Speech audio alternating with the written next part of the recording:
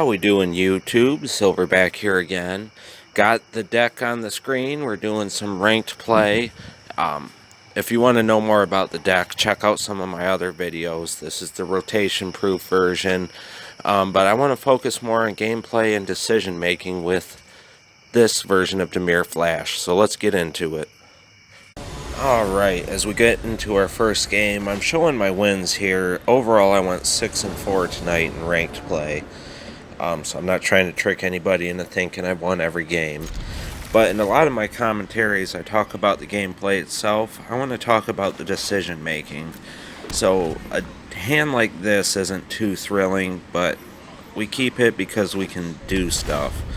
Our main objective with a hand like this would be to draw into either a Thieves Guild Enforcer to turn on or drown in the Loch, or hold out long enough to play Didn't Say Pleased first, and try to get a Slitherwisp so that we can ping.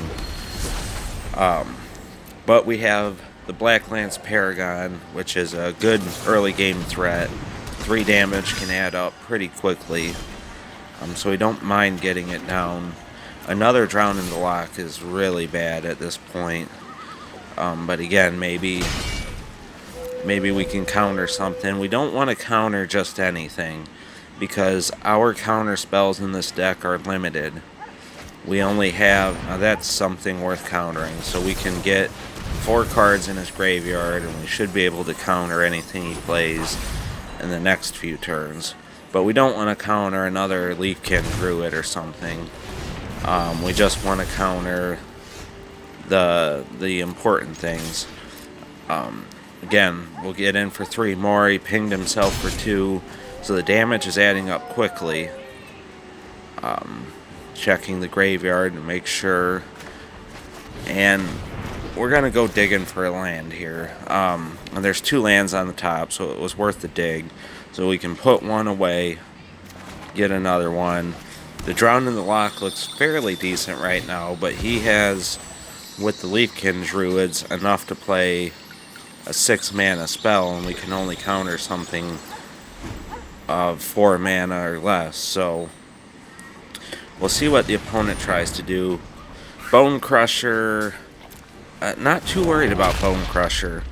I'll trade a Blacklance for a Bone Crusher, to be honest. And he still has 3 mana up, but he chooses to do nothing.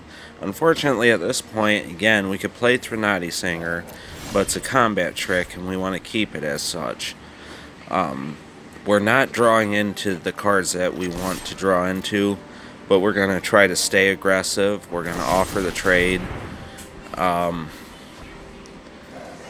I think it's worth keeping our Blacklance Paragon. He's showing that he doesn't want to lose his Bone Crusher.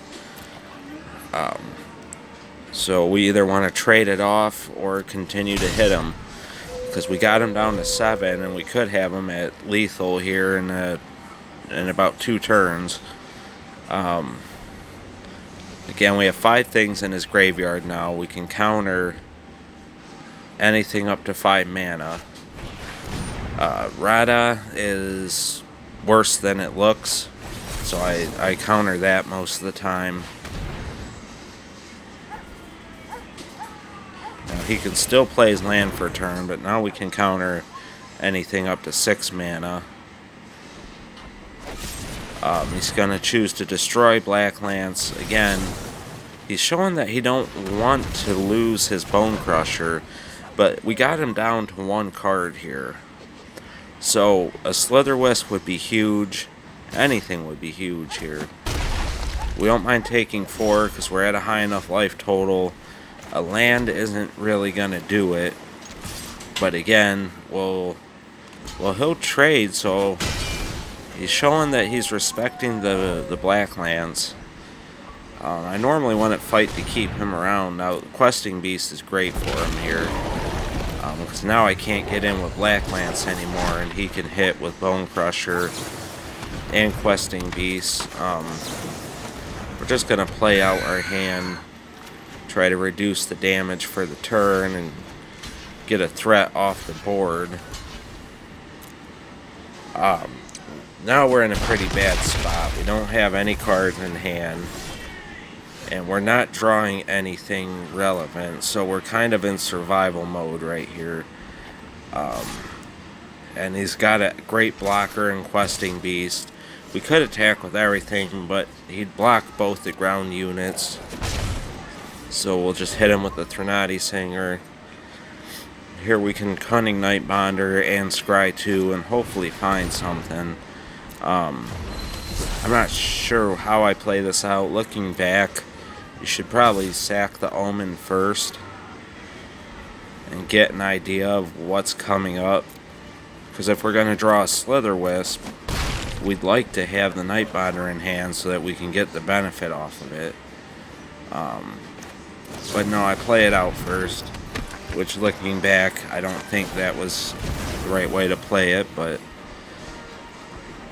Thieves Guild Enforcer, we said at the beginning we wanted to draw. It's a little late now, but it's not completely irrelevant. So we can hit him down to 5 here. He can get us down. He's got us on a 2-turn clock. But we can block with Blacklance here and avoid the damage. Or we can bounce, which is what we'll do. We might as well get use out of the bounce. We'll bounce the beast back to hand, and then we can basically outrace him from here. So this is one of those games where we show our resilience and we hang on to win, but it's not ideal. Alright, let's see how this next one goes. We showed our resilience in the first game. Here we got a hand that's a pretty good keep. It has counterspell for the late game. Thieves Guild Enforcer is always good. You want to hold on to that in case they play a scry land. If they scry, it's always nice to send something that they kept on top to the bottom. So we'll go ahead. We'll keep Thieves Guild Enforcer back. It's a tough call against Rated Scorpion. If they swing in, do you play Nightbonder and block? In this scenario, I will, because they don't show that they have much else going on. At least at the moment. So we'll just get it off the board. And we'll see what else he plays, which another Scorpion is fine for the most part. So we drew the Slitherwisp. We always like to see that. We'll see if he'll get rid of the other Scorpion. He does not, so we take him down to 20. Slitherwisp is what the deck's built around. Bastion's not really good for us here.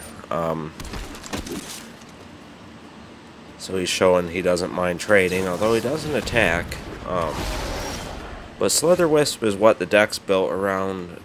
We'd like to have another blue source, but I don't know that right now is the best time to go digging for it. We'd like to keep Blacklance up. We're not going to try to get in. So unfortunately our hands are tied. He plays another Bastion. So right now if he swings in with his small creatures, we'll let him through. But again, he doesn't.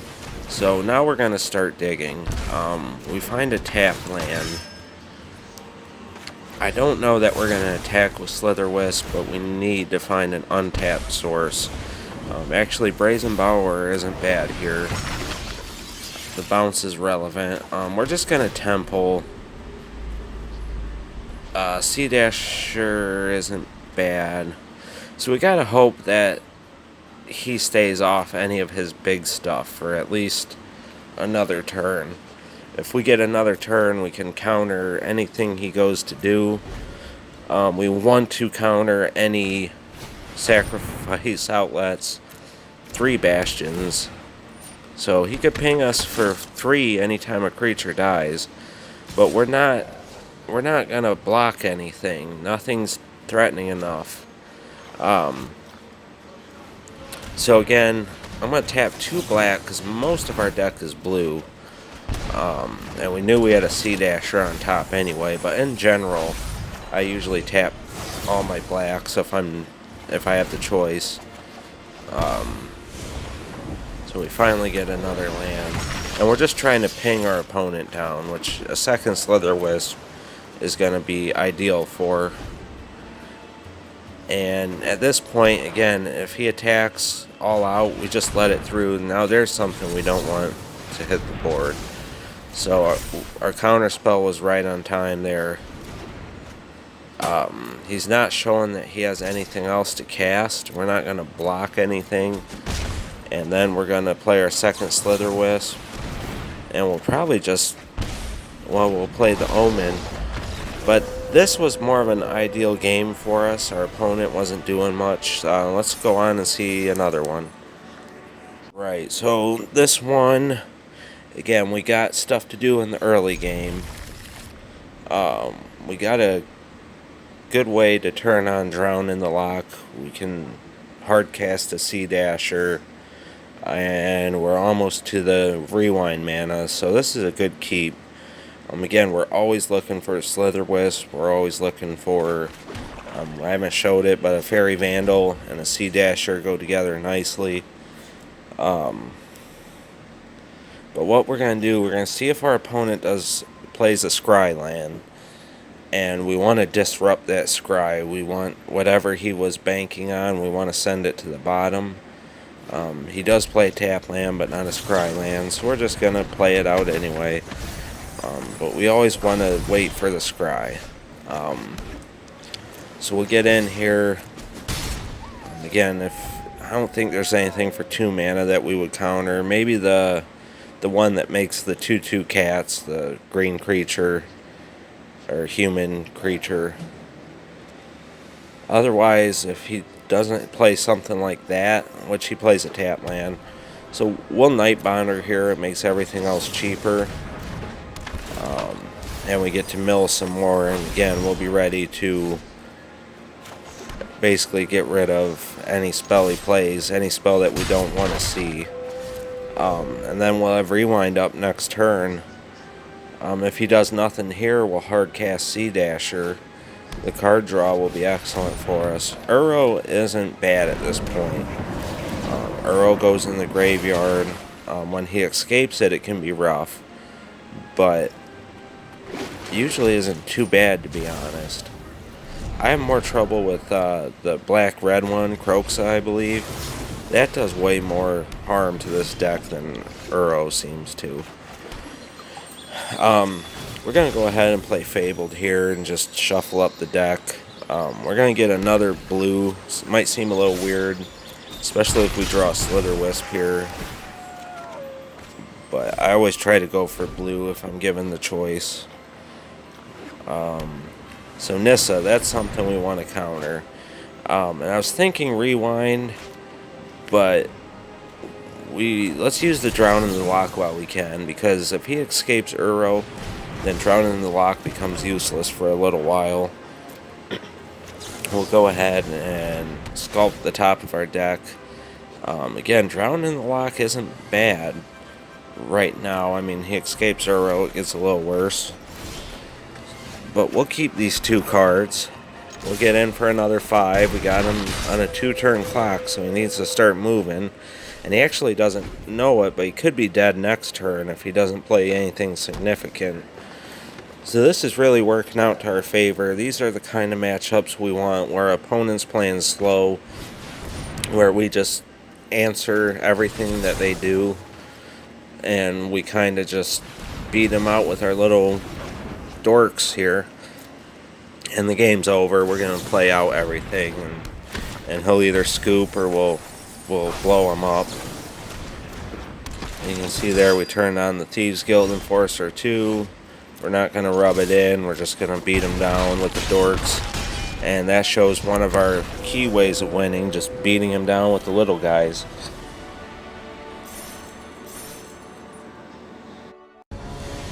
Alright, so now we're going to play Link, I guess.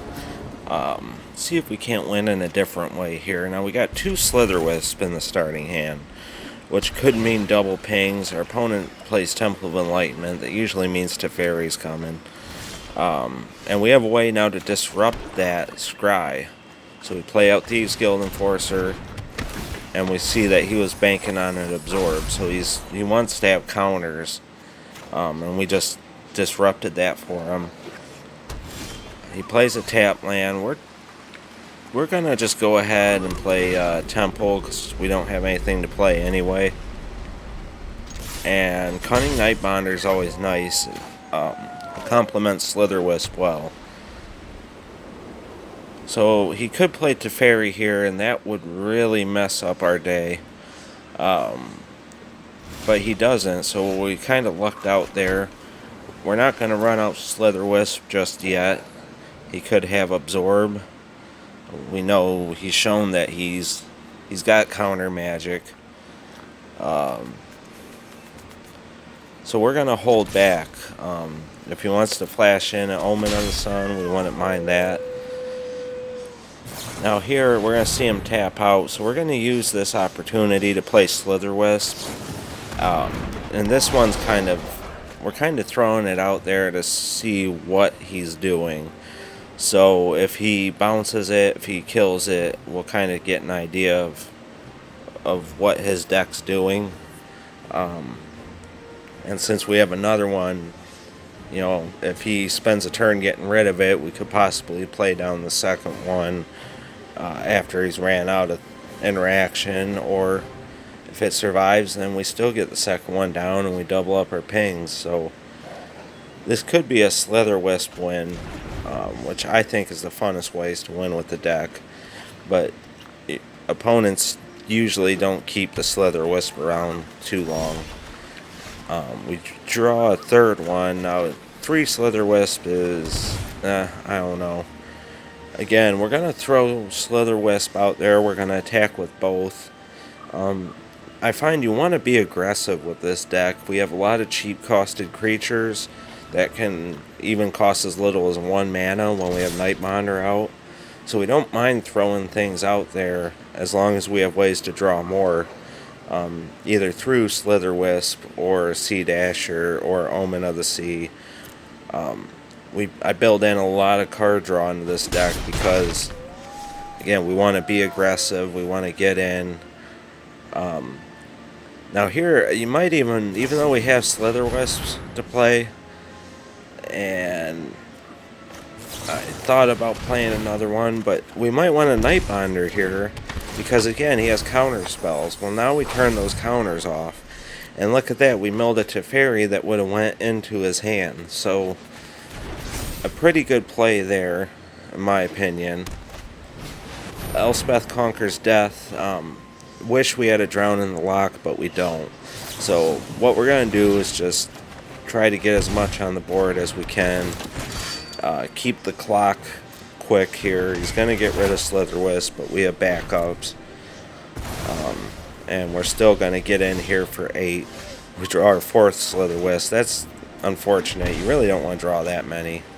But we go ahead and play him out anyway. Just to show that we have another one. And on this turn, we could potentially win. But he could have a board wipe. And that's kind of why you might want to wait to play out Slitherwisp or a key creature. But he plays a Teferi. With 2 mana up, we pretty much won here. So we'll do the Cunning Nightbonder just to draw a card. Even if he bounces something, it don't matter. It's game over here. So this is kind of, again, an ideal play with all the Slitherwisps. It's a way that we prefer to win. Let's check out another. So as you can tell, we like playing the control matchups. We fare very well against them. But other aggressive decks can be a little hit or miss. We do have the combat tricks in the deck for the aggressive monocolored decks, squirrel decks, what have you. But this deck was originally geared even more towards control. And since then, I've noticed a lot more aggro enter into the meta and kind of had to tone back our control matchup so that we could fare a little better against the aggro matchup. So our opponent's taking his time here. But again, we keep this hand. We got some disruption. We got some early game threats. We got some card draw. It wouldn't be a horrible thing, although he bottoms, but it wouldn't be horrible there to draw a Thieves Guild Enforcer. But we will probably, if he does nothing on this turn, we'll play a Faerie Vandal out, and then on our turn we'll Sea-Dasher on top of it. And we'll attempt to get that victory rolling. We need the land. We'll just Omen of the Sea first. Try to get to our next land. Double Thieves Guild isn't bad, but we need land desperately. There we go. So next turn we could keep up a counter spell and then Sea-Dasher, or we could Sea-Dasher right away. In all likelihood, it just depends what our opponent's gonna try to do here. Again, a Teferi would be awful. Teferis really just blow us up if we're not able to flood the board out before he comes out, or if we don't have a counter waiting. But we'll see. We'll see what our opponent does here. He's either got some options or he's just got a handful of nothing. Which again, he does nothing on his turn. So we could Sea-Dasher and again go for that aggressive Sea-Dasher win. We really got all the options in the world right here.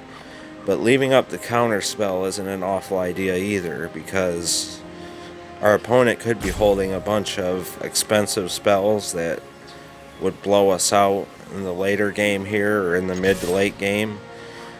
So I think getting in for 2 as he goes to bounce the Faerie Vandal, which again isn't awful. We don't really mind that. It would have been nice to get him down, but it looks like we're going to go into the long game here.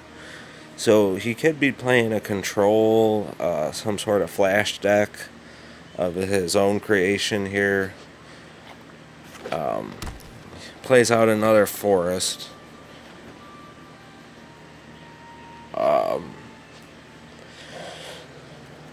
Now we could Slitherwisp here, but I think he's holding something in the way of removal or a counter spell. So we're just going to play what he knows and see how he reacts to it. And again, that's why we didn't play the Slitherwisp here, because he is aiming to react to what we do.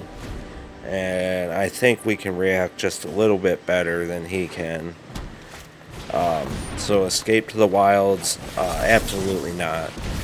That is not a card that we want to let resolve. So we'll mill him out.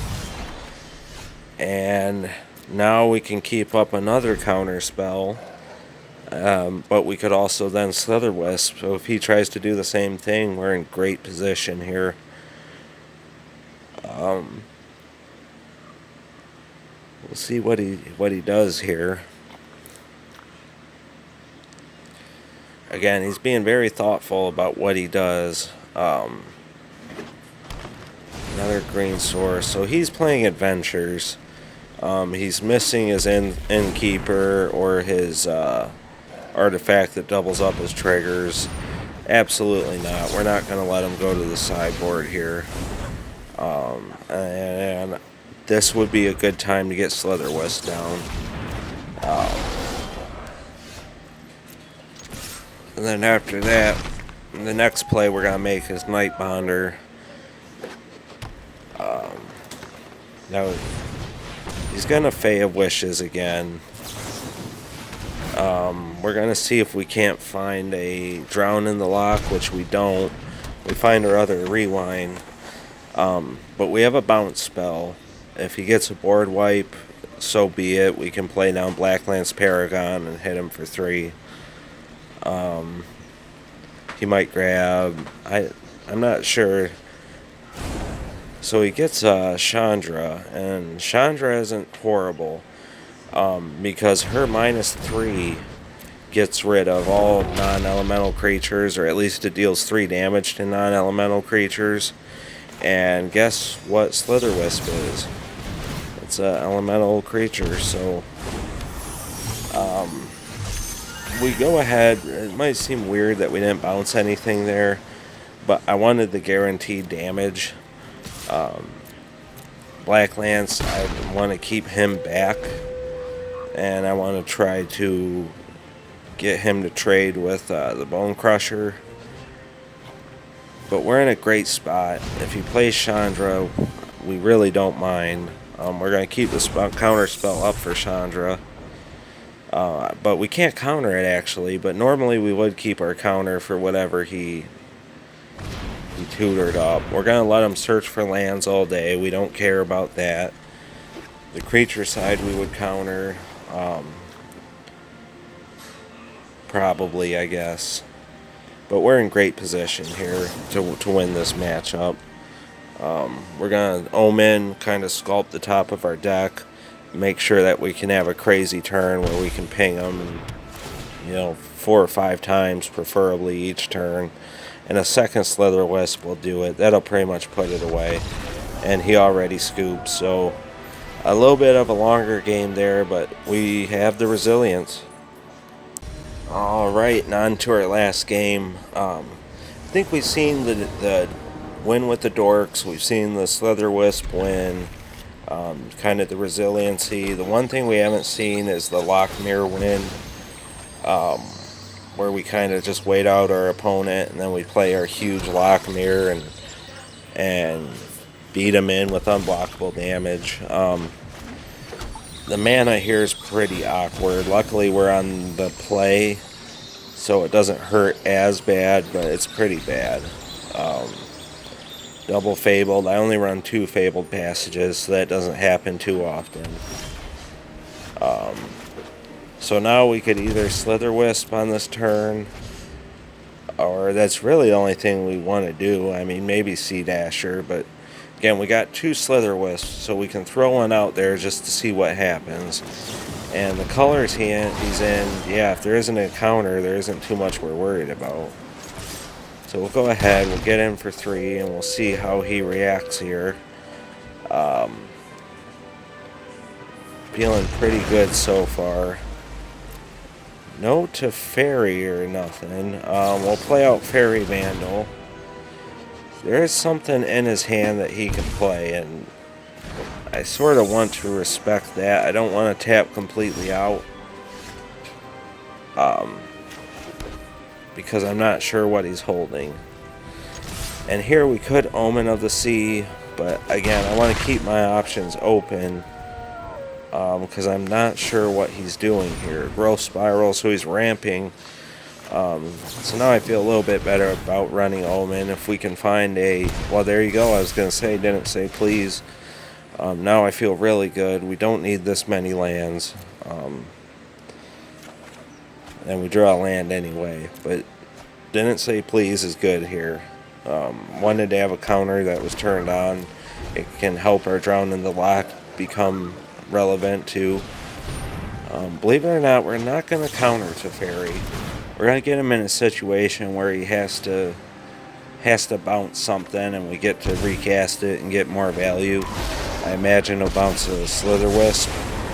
If he pluses Teferi, then we'll just beat him out. And again, the fact that he has something he can do here, it's probably a Growth Spiral, but I have to continue to respect it because Teferi blows us out that bad that we're just going to swing everything in at Teferi, and then keep our mana up for their turn and see what they do.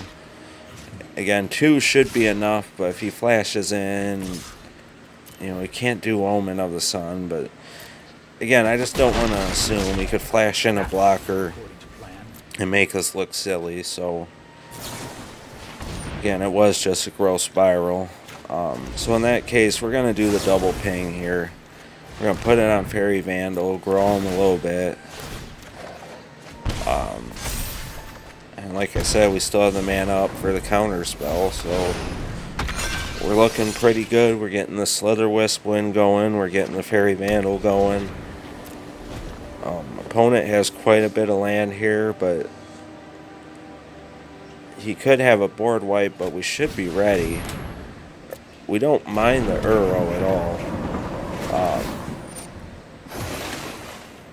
Him going to 11 life doesn't affect us because we can hit him for 10 here, and actually it's going to be 11 anyway, exact.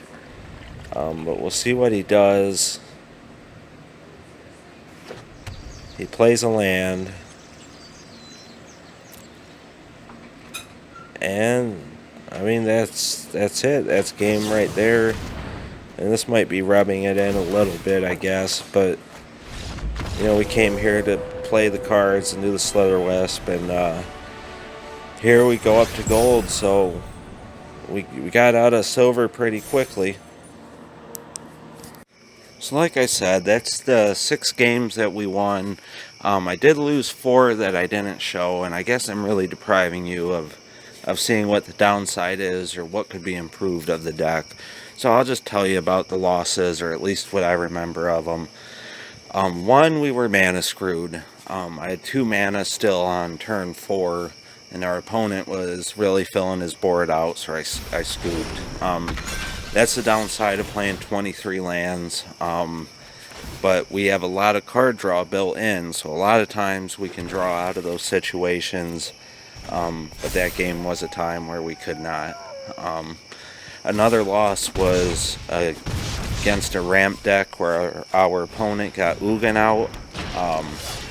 I believe I blew a counter on another spell that I probably shouldn't have. So that was a case of holding your counters for the big stuff. And sometimes your opponent has a handful of gas and you counter something that is a huge threat and they play something out that's even worse or equally as bad.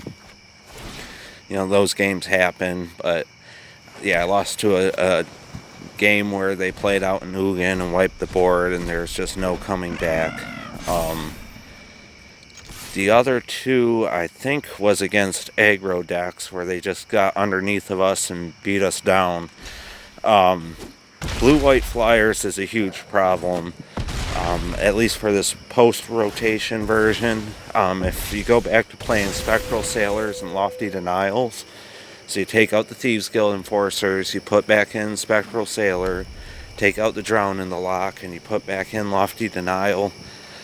That right there is enough to keep blue-white in check. Just having them 4 more flyers and the Sea-Dashers does a whole lot. But other than that, we can get beat by aggro, we can get beat by the ramp decks, but we have pretty good game against everything too. And I think it's a deck that, again, can get you some wins, can surprise you, but you also can get on a losing streak and lose 5 games in a row, and it gets really, really discouraging. But then you might win 5 or 6 games in a row. It's just one of those decks where either you're hot or you're not, I guess. I have, again, toyed around with some other cards. I played it with Gadwick in there. Gadwick just wasn't it, I feel. Thought it'd be a great way to refill your hand when you're short on cards. A great way to, since we're flashing spells in, tap their stuff on their turn before attacks. But it just doesn't always work out like that. Actually, hardly ever did it work out like that.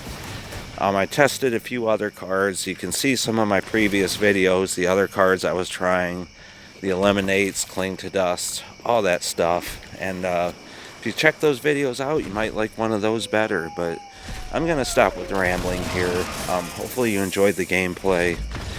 I plan on posting our ranking from gold to platinum here next. See you in that one.